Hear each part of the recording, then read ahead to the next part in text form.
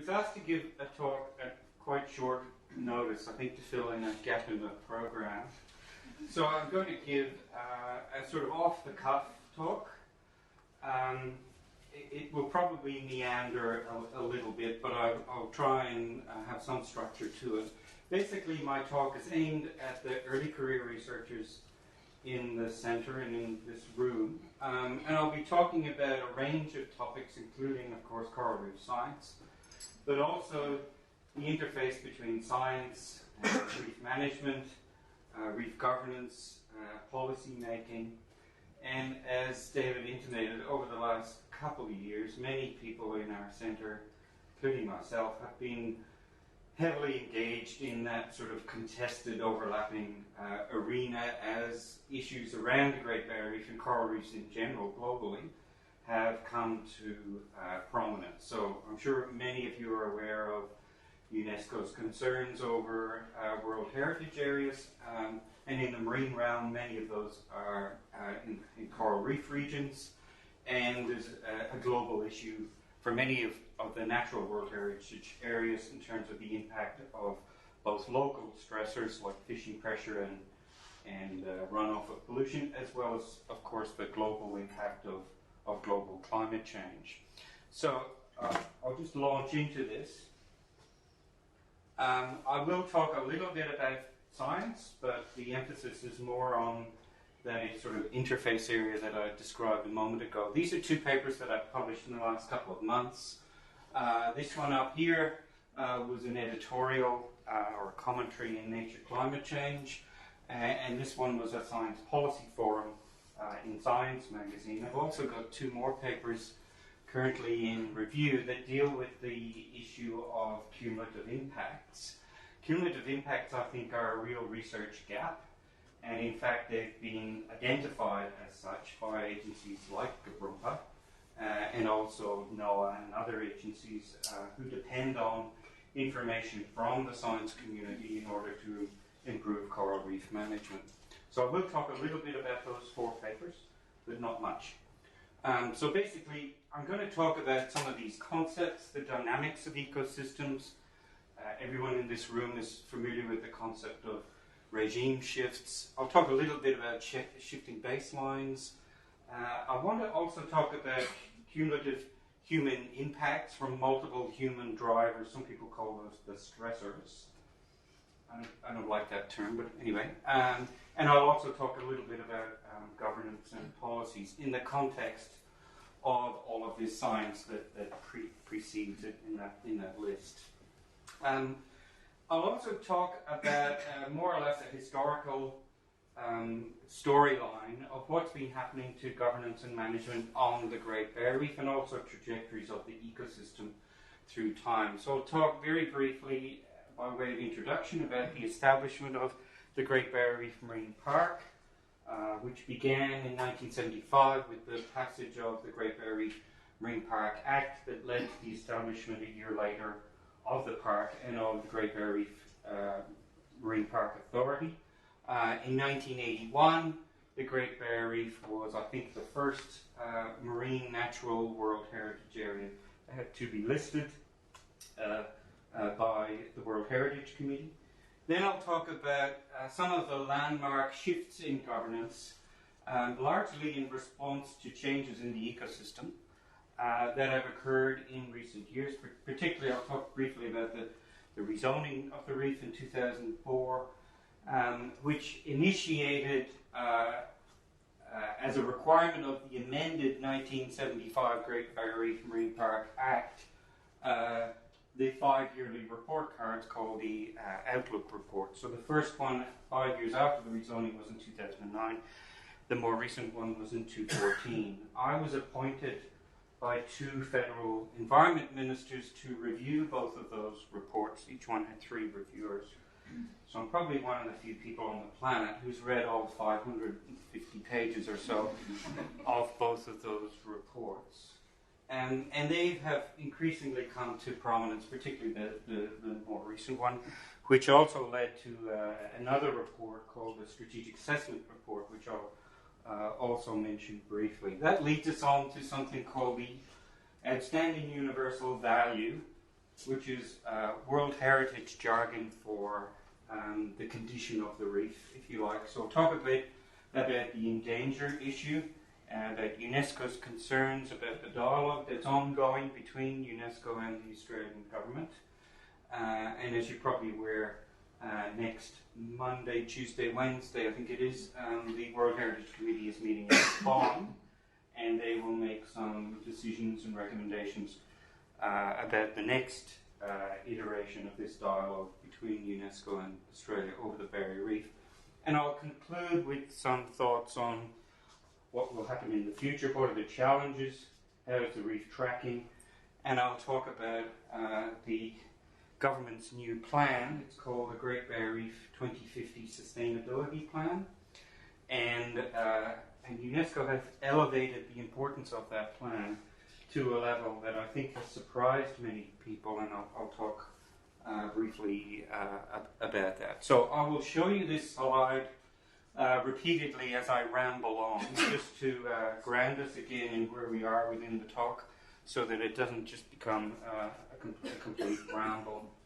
So if we start at the beginning, before the marine park was established, we now, I think, have a better appreciation than we used to of how altered the marine park already was by 1975-76. So lots of people have been thinking about shifting baselines, and there's been quite a few studies now that document some of the historical shifts that occurred on the Great Barrier Reef after Europeans arrived. So this is a picture that comes from Gebrumpa's historical photograph collection that Dave Wackenfeld compiled quite a few years ago.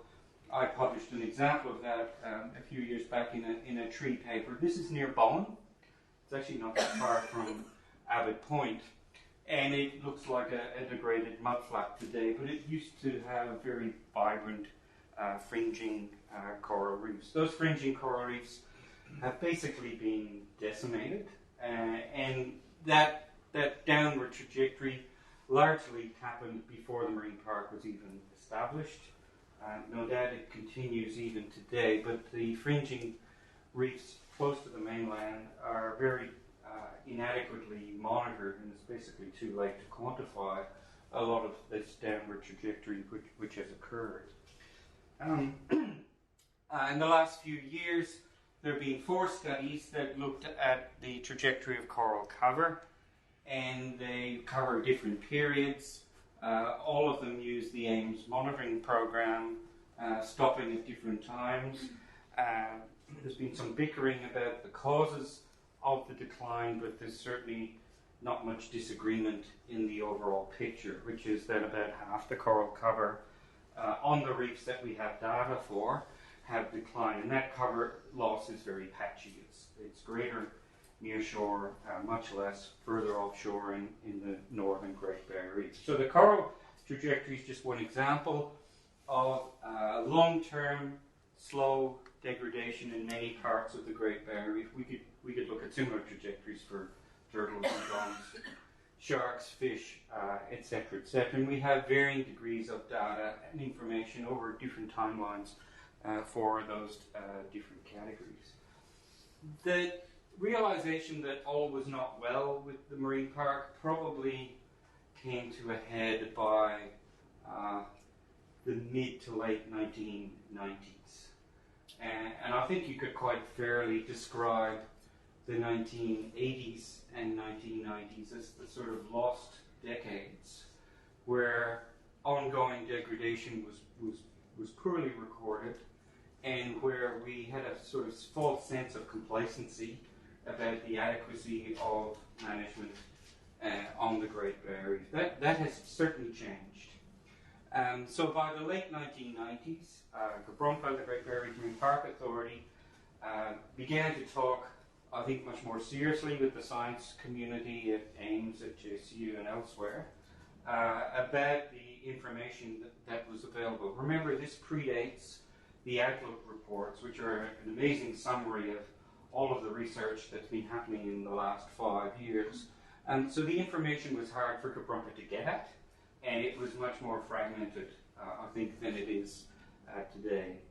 So the realization that all was not well with the Great Barrier Reef was really the major motivation for the rezoning of the reef, which finally occurred in the middle of 2004. But the actual process led by Gebrumpa began in, I think, about 1999. And the science community, as many of you well know, was deeply involved in the scientific underpinning of where these new zones should be placed, what percentage area should be protected, and so on. So the outcome, as everyone here is aware, was a shift from 4.7% green zones to more than 30% today. So the ongoing emphasis in management of Gebrumpa, but certainly not the only emphasis, involves the use of zones. So we're all familiar with these zoning patterns. But I think it's fair to say that the efficacy of these zones has slowly been somewhat eroded for a couple of reasons. I think the main one is that when Gebrumpa was established, when the Marine Park was established in 1976, it was an incredibly innovative thing to do that many decades ago. It was at the time the largest marine park in the world.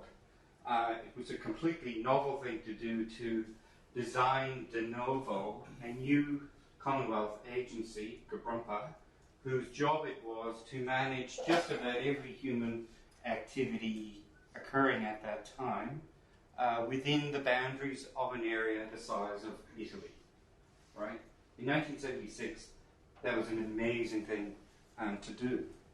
What's happened since then is that many of the human activities, if you like, call them stressors, and this is a long list of some of them, that are impinging on the park are now occurring from outside the park.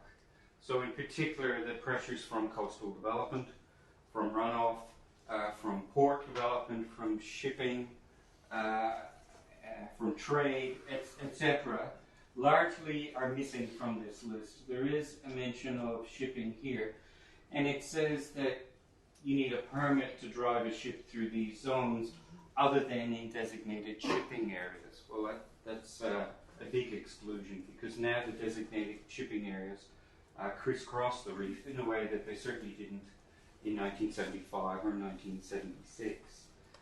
In fact, I think you could argue that some of these Gebrumpa zones are now being somewhat impinged upon, particularly at the coastal edge, more in the Coastal World Heritage Area strip that isn't in the Marine Park than in the Marine Park itself. We have the sort of propagation of new zones which aren't under Gebrumpa's direct control. And here's an example. This is the area within the port limits of Townsville Port. And it's rather a large purple blotch that encompasses all of Magnetic Island and all of Queensland Bay. And the other ports dotted along the coast of Queensland have a similar port zone, but it's not a Gebrumpa zone, but it overlaps with the Coastal World Heritage Area and Queensland borders, and with the Marine Park. There are green and yellow and blue zones surrounding Magnetic Island. So another example is the squares that are now on the map, but you won't find it on a Gebrumpa map, of where ships can anchor. And in the Outlook report in 2014, there's about 4 lines describing those squares. We're up to, I think it's Laurie's here, it's up to 103 Panamax-sized ships can anchor on any given day within and adjoining the Marine Park. Anyway, it's a number on that scale. My point is that there are more activities happening now, and there are more activities happening now that are not under the direct control of the agency designed to manage the Marine Park, and that represents an ongoing governance challenge for proper management of the Great Barrier Reef. Okay, that's a quick and dirty background on the establishment and rezoning of the Great Barrier Reef. I now want to move to the Outlook reports. The Outlook reports, particularly the first one, have been recognized internationally as an amazingly good demonstration of the interaction between the science providers from various institutions to a management agency, particularly to the Great Barrier Reef Marine Park Authority. So under the revised Marine Park Act, GBRMPA is required by law to produce these reports every 5 years, and they really are quite comprehensive. And the first one certainly didn't pull too many punches. So what have these two reports concluded? Here's just a quick summary. So for example, the report documents the evidence that coral cover is declining. Dugongs in the southern 2/3 of the Great Barrier Reef are tanking. All metafauna, basically, apart from whales, which are no longer murdered by Russians in the southern pole, are in decline. Inshore water has much more runoff and lower reduced turbidity as a consequence. Disease of corals is on the way up. Temperatures are rising due to global warming. And we're also seeing growing evidence for decreasing calcification of corals associated with changes in ocean acidity. The second report, I think, was a little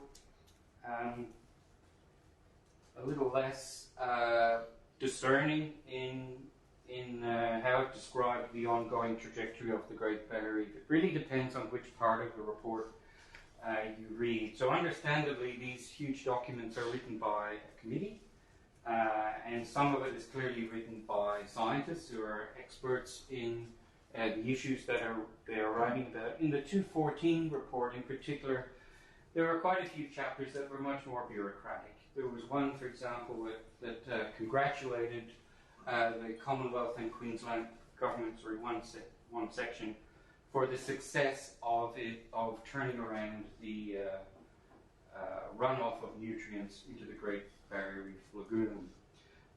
So that's a bit of a problem, because the Commonwealth is basically reporting on its own performance.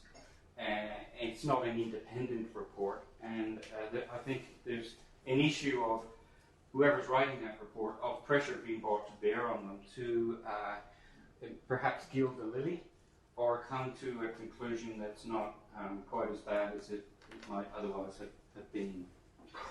I'll try and substantiate that in a minute. So, depending again on which part of the report you read, the more recent one, which came out about a year ago, concluded that the overall outlook for the Barrier Reef is poor and has worsened since 2009 and expected to deteriorate in the future. This is from the executive summary. It goes on to explain that the main threat to the reef looking into the future is climate change, as well as issues relating to fishing, runoff from land, and then there's a long list of other stressors or cumulative impacts that are ongoing on the Great Barrier Reef. I don't have an issue with any of that, but in the final sections of the report, it went on to conclude that overall, the outstanding universal value, which is the World Heritage values of the reef, are intact. Full stop. And it's simply not scientifically credible to say we've lost half the coral, 90% of the dugongs, etc., but everything's hunky-dory. It's still in the same condition as it was in 1981 when it was inscribed by UNESCO on the World Heritage List. The government subsequently, at UNESCO's request, produced another report called the Strategic Assessment Report. It's got a longer name than that, but I'm abbreviating it. And it looked in much more detail than the Outlook report at the OUV of the Great Barrier Reef. It also looked at the individual attributes. There are 41 of them.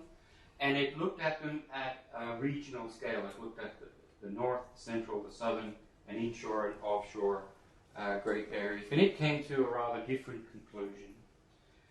Again, this is a Commonwealth report. So of the 41 values dating back to 1981, 10 are now in poor condition compared to the very good that they used to be, and 25 out of 41 are declining. They might still be good, but they're going down. They might be poor, and they're going down. That's obviously a very different conclusion. And the importance of these conclusions is that they're going to become more important in the future because of new reporting requirements by UNESCO in relation to its concerns about the Great Barrier Reef stumbling towards being put on the endanger list. So I'll have a quick look at some of these assessments done by the Commonwealth. Here's an example. It's a sort of pictorial cartoon where each of these pictures depict something. And green meaning, dark green means it's still in very good, so the copepods are doing just fine. Coral disease and macroalgae is actually improving. The orange means it's poor, and the red means it's very poor. So the dugong is obviously not traveling well at all, and it continues to decline. I think many scientists would question some of these colours. To my mind, about half of them are a colour tone too far into the green and not far enough towards the red. So birds, for instance, we're told are stable here, but the scientific evidence doesn't really support that conclusion. They're no longer dark green, but they're still being assessed as good. An important point from this report was that the attributes, to use World Heritage jargon, vary spatially. So the report euphemistically refers to the southern Great Barrier Reef, which means anywhere south of about Cooktown. So the south is really all of the centre, as well as all of the south. And the northern portion is the top third or so. Just so you're aware of that. Now this is important for something called integrity. When a World Heritage property is listed on the World Heritage List, an important attribute for maintaining that status is that the whole property is in good condition. You can't lose half of a World Heritage property and still, as a state nation responsible for stewardship of that property, still claim that it has its integrity. If you allow it to degrade from the edges inwards through, say, coastal development or industrialization, then you are eroding the integrity of that World Heritage area. And UNESCO placed quite a lot of emphasis on the intactness or wholeness, an ecologist might call it the connectivity, between the different sections and subsections of the Great Barrier Reef. When the Great Barrier Reef Marine Park was established, the Act which established it states as its purpose is the protection and conservation of the Great Barrier Reef region, right? The region, not bits of the region. So many people would argue that that this level of degradation, which is very patchy at a regional scale, is counter to the intention of the Barrier Reef Act. And just an example of the dugong, this is Hawaiian marshes data. This is CPU from shark nets between Cairns and the Gold Coast over a 40-year period. And this is just one example of a decline in one of the outstanding universal values of the Great Barrier Reef. If we quantify those 41 values and what's been happening to them over time, this is a little bit complicated, so I'll take a minute to explain it.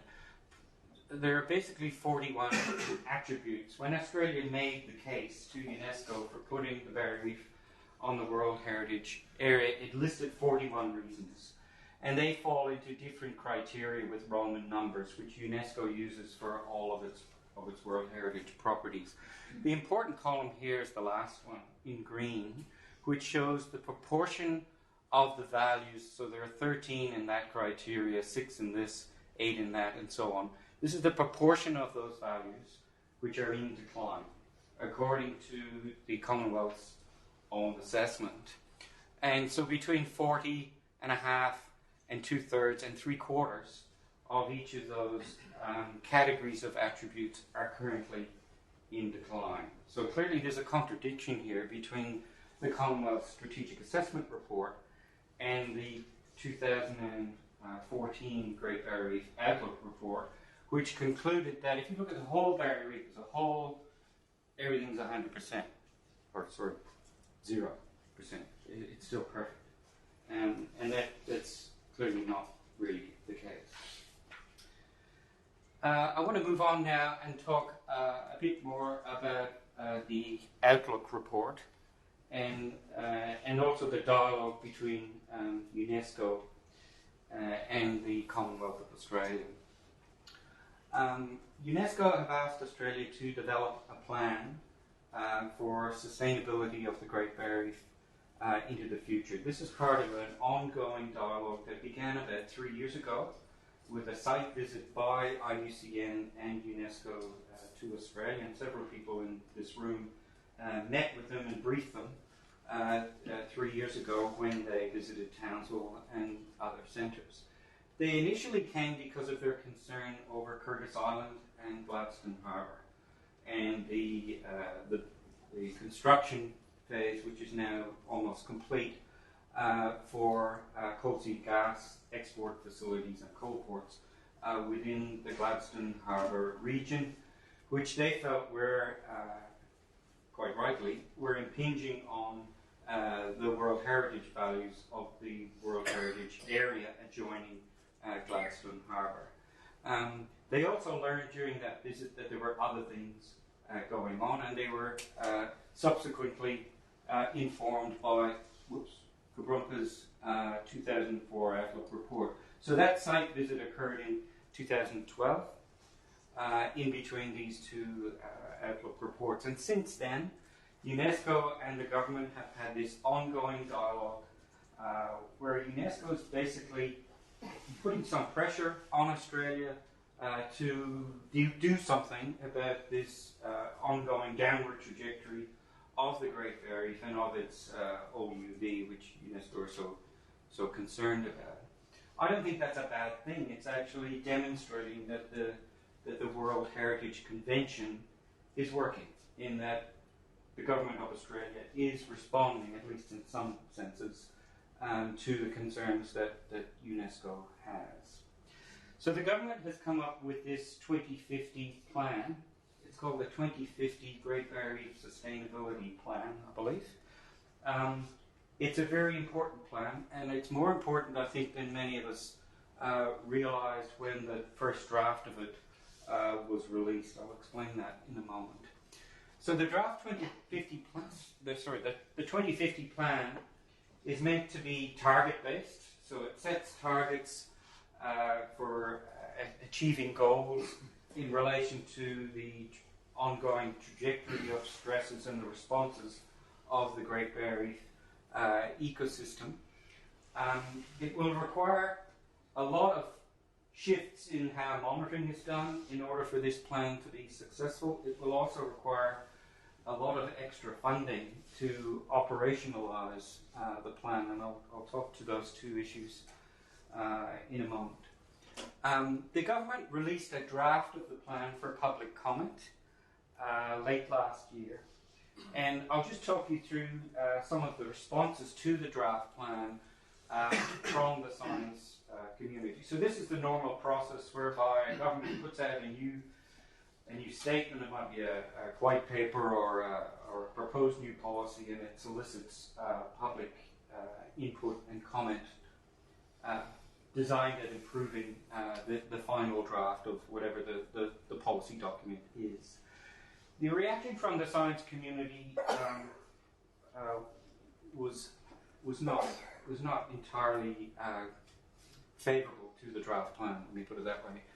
So the Academy of Science is putting a public submission as part of this process, where they first of all criticise the funding model of the plan, which is in part based on offsets. So associated with the 2050 plan is something called Reef Trust, which is basically a bank account into which offsets from new developments will be put. So you may be familiar with something called net benefits.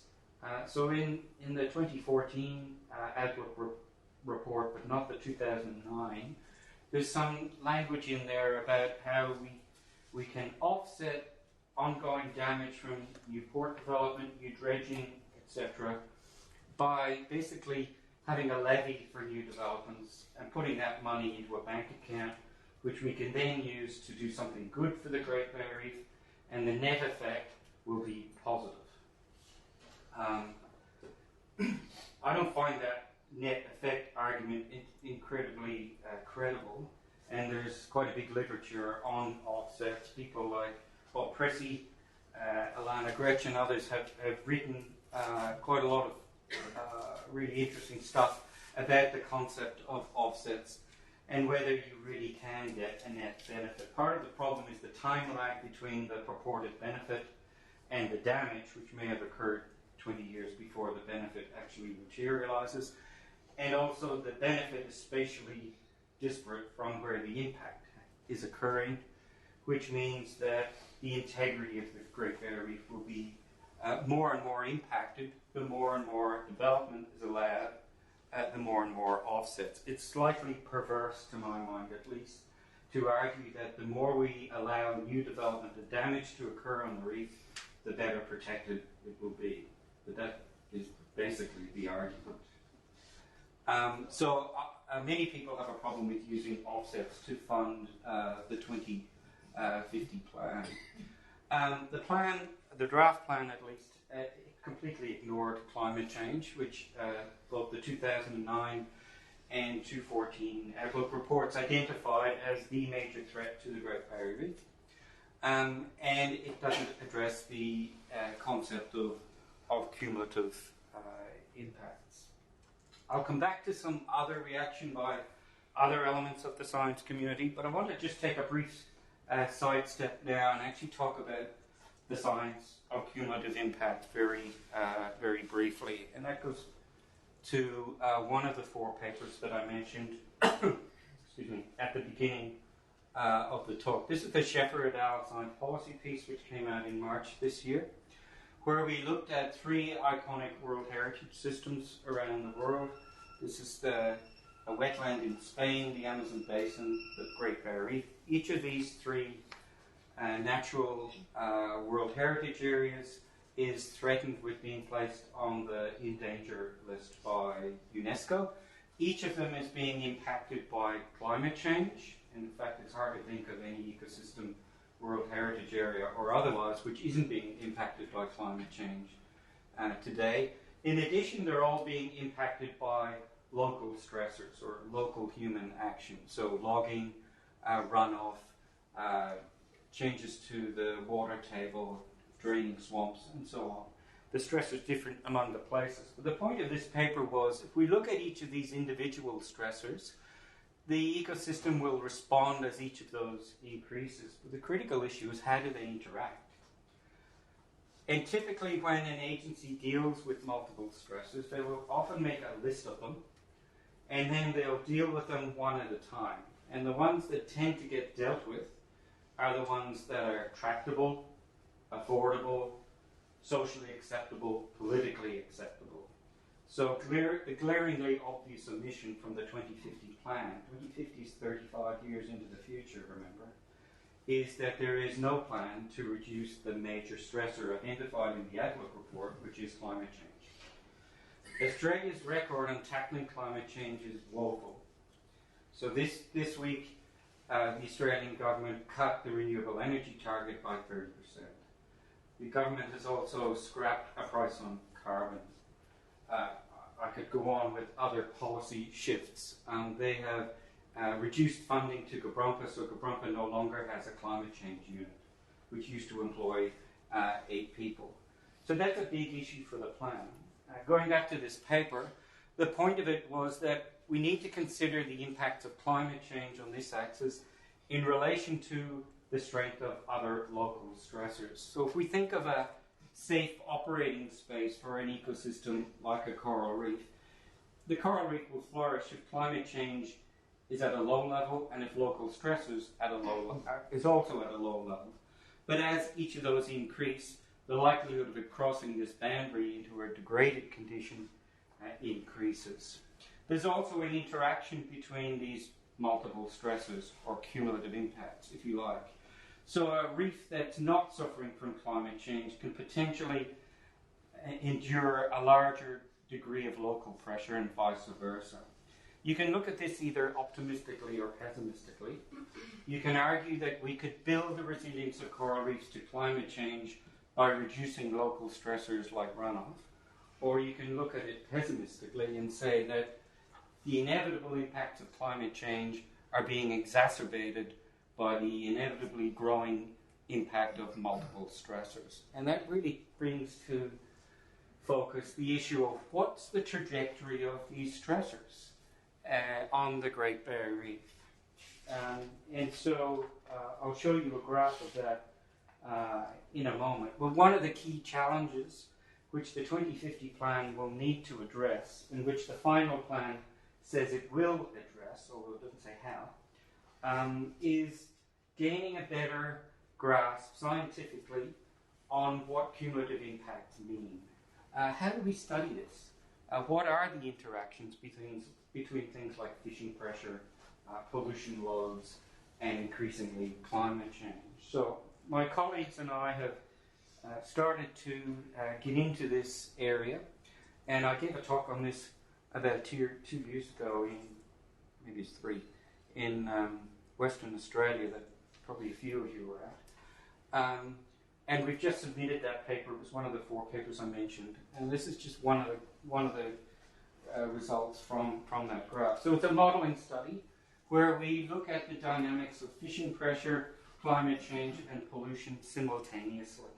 So I'm not going to show you all the equations that back this up, but basically this model is based on equations that capture the dynamics of corals, the dynamics of macroalgae, and the dynamics of fish, and the interactions between them. It also includes feedbacks, so that, for instance, as the amount of macroalgae goes up, herbivory by herbivorous fish per capita goes down. That's a destabilizing feedback. Those feedbacks introduce this area of the graph where alternate stable states can occur. If you don't have strong feedbacks that cause something called hysteresis, then you go directly from corals to macroalgae without going through this, what could be thought of as an unstable area, where you can either be in a coral state or a macroalgal state. So basically, what we're trying to conceptualize here with a model that looks at multiple drivers, cumulative impacts, simultaneously, is the concept of a safe space for coral reefs, where the climate change is moderate, the fishing pressure is relatively low, and the pollution pressure is relatively low. As any one of those 3 goes up, the coral state, this condition of the system will move in this direction. It will enter the unstable state as one or more of these drivers increases above a threshold level, and finally it will enter the green state, where it's only possible to be in that collapsed condition. So this is basically, we think, the beginning of a new framework for trying to understand cumulative impacts. And I think its practical use is that we may now be at a space in time where the Great Barrier Reef, at least in many regions of the Great Barrier Reef, is leaving this safe region. And more regions and individual reefs in the Great Barrier Reef are in this purple area. And so the critical issue is getting control of these multiple drivers in order to keep the Great Barrier Reef in this condition. So that is basically the goal of the 2050 plan, to restore the outstanding universal values, the 41 metrics of the Great Barrier Reef, and the government is currently working on a set of targets for the first 5 years. The real challenge for the 2050 plan is that all of these are going up, and we can measure that.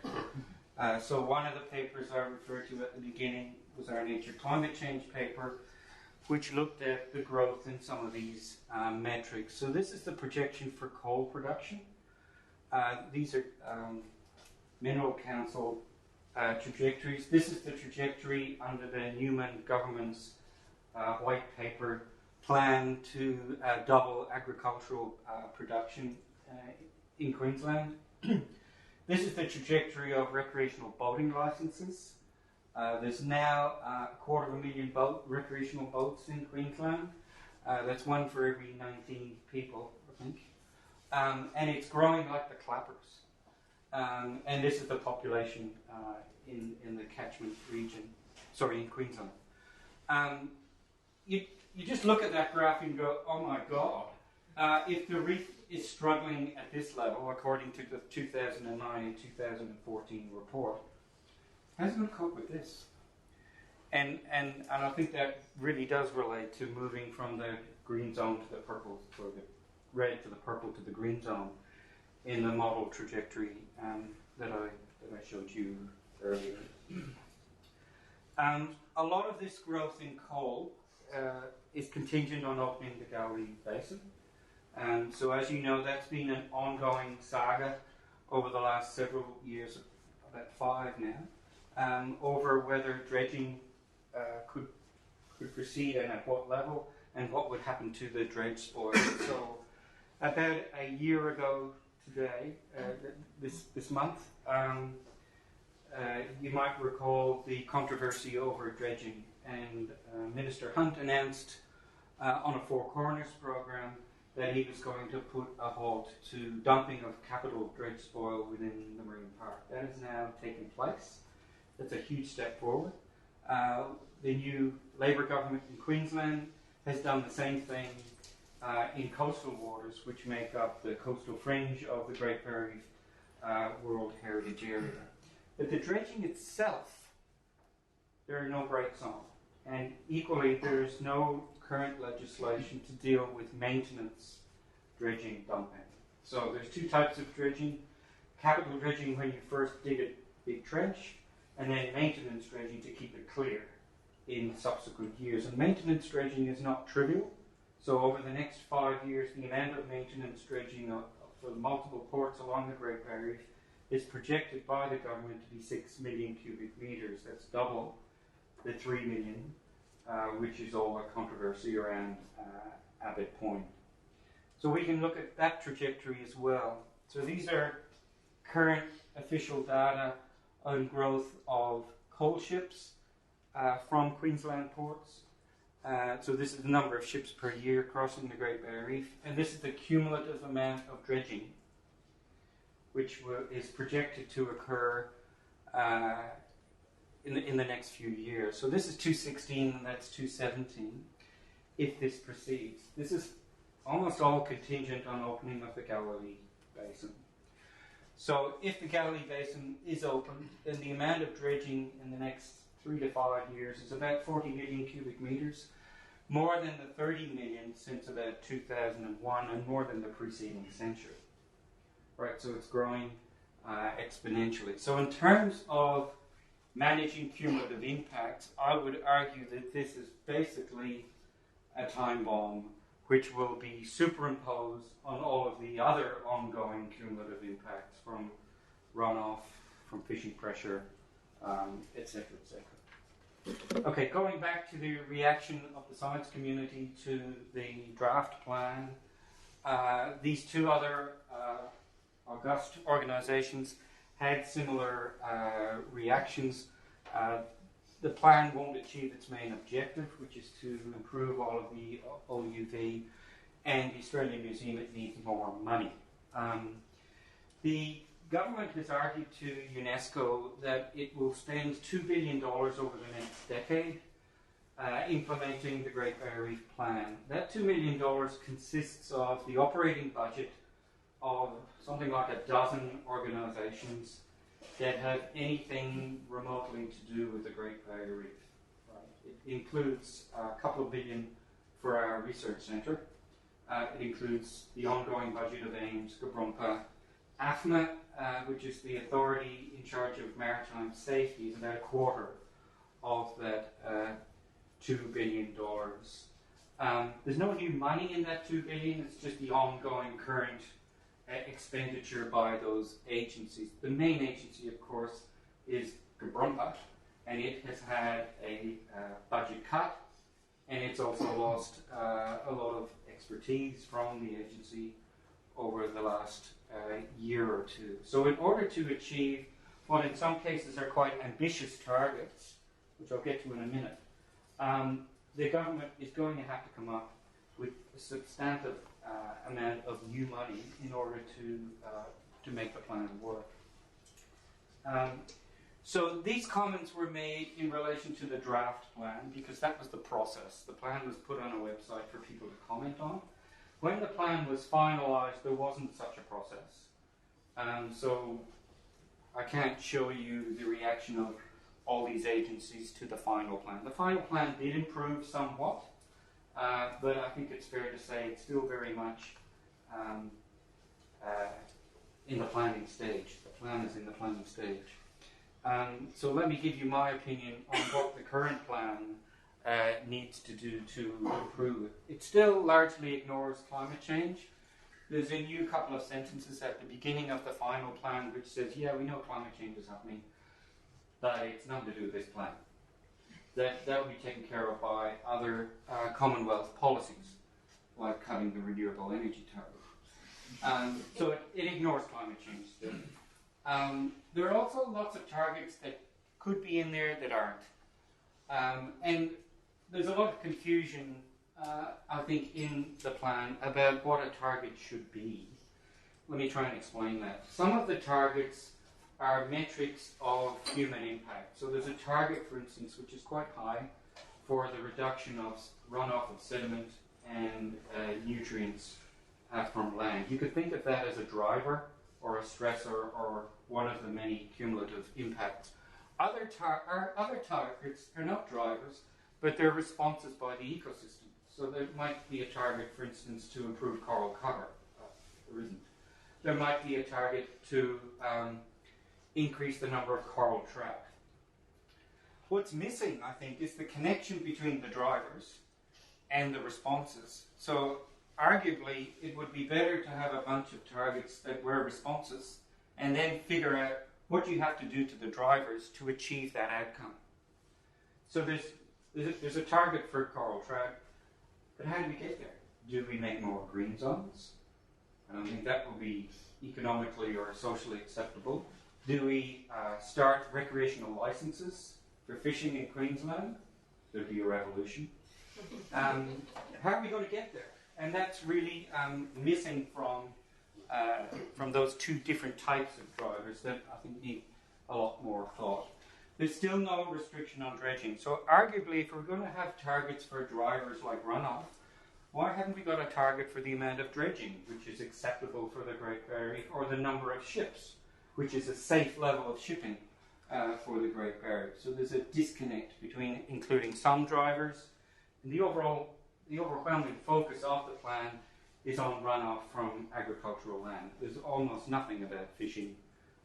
There's certainly nothing about dredging, shipping, or coal mining.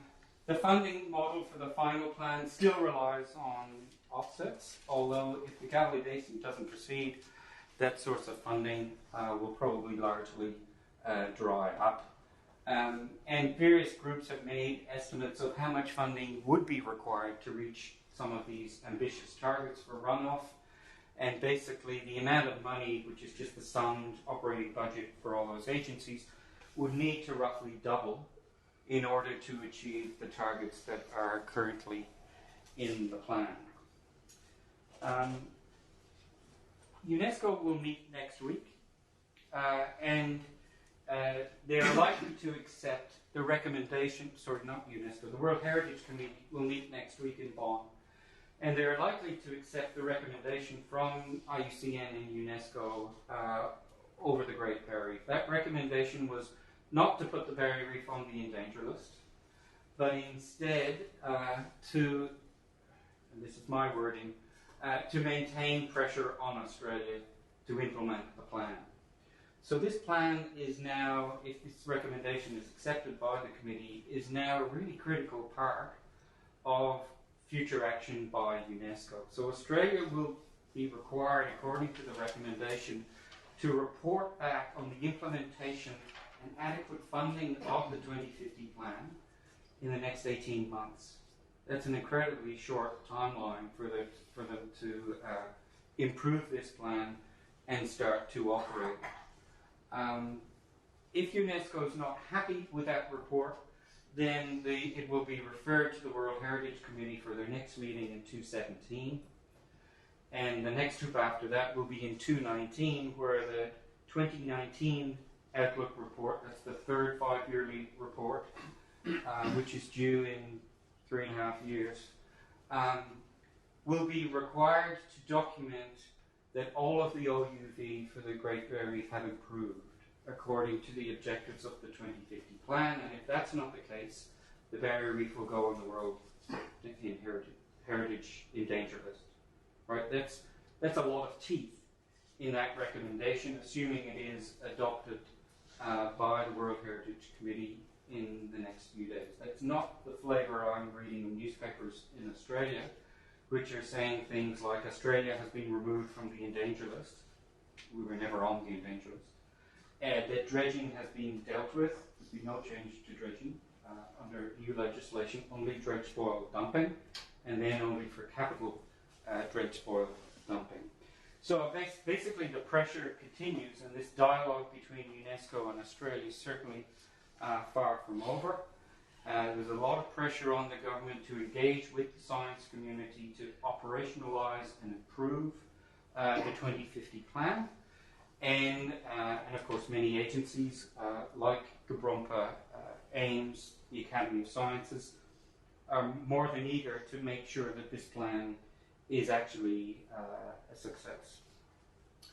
I think I'll leave it there because I've run out of time. So I'll just conclude, which is there has been some progress. I think the decision to not allow dumping at sea of capital dredge spoil is a big step forward. But there's still a lot of pressure on the reef, and all the drivers are still increasing. The 2050 plan has to work if Australia is to avoid the Barrier Reef going on the endanger list. Despite the plan, if these increases in dredging and shipping that are projected currently by the Commonwealth actually come to fruition through opening of the Galilee Basin, then I would argue from a science perspective that if the Great Barrier Reef is staggering, tottering on the brink, according to the 2009 and 2014 Outlook reports, lots of red squares and lots of downward arrows, then it's simply too risky to treble the amount of shipping and have another 40 million cubic meters of dredging in the next 5 years without causing irreparable damage. And as I said, this is an ongoing dialogue between UNESCO and Australia. Thanks very much.